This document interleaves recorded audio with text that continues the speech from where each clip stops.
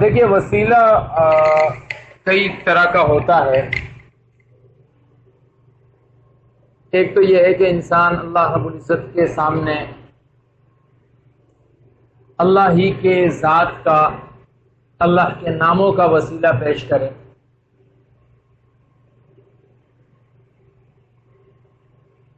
اللہم انی اسألک باسمک الاعظم،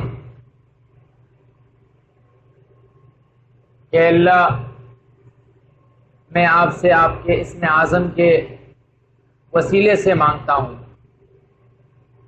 یہ وسیلہ بالکل جائز ہے، اس میں شرعاً کوئی حرج نہیں ہے بالاتفاق. وسیلے کی دوسری شکل یہ ہے کہ انسان اپنے نیک اعمال کو اللہ کے سامنے پیش کرے، جیسے بھی کیے ہیں.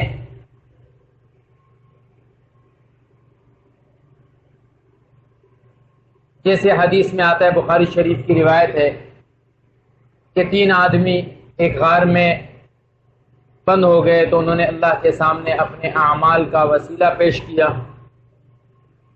اللہ رب العزت نے ان کے اس عمل کی برکت سے اس راستے کو کھول دیا. یہ بھی بالاتفاق جائز ہے، اس میں کوئی حرج نہیں.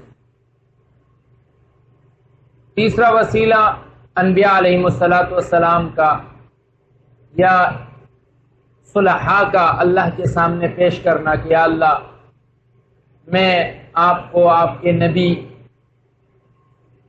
یا فلاں شخص جو آپ کا محبوب ہے اس کی محبت کا وسیلہ دیتا ہوں.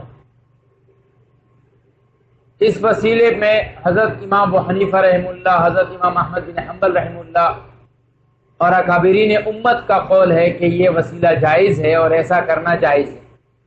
علماء دیوبند کا بھی یہی فتویٰ ہے اور اس کے لیے جو حوالہ ہے میں نے آپ کے سامنے شیئر کیا ہے. بعض علماء اس وسیلے کا انکار کرتے ہیں، لیکن ہمارے ہاں اس وسیلے کی گنجائش ہے کہ انسان اس طرح کا وسیلہ اللہ سے مانگ سکے.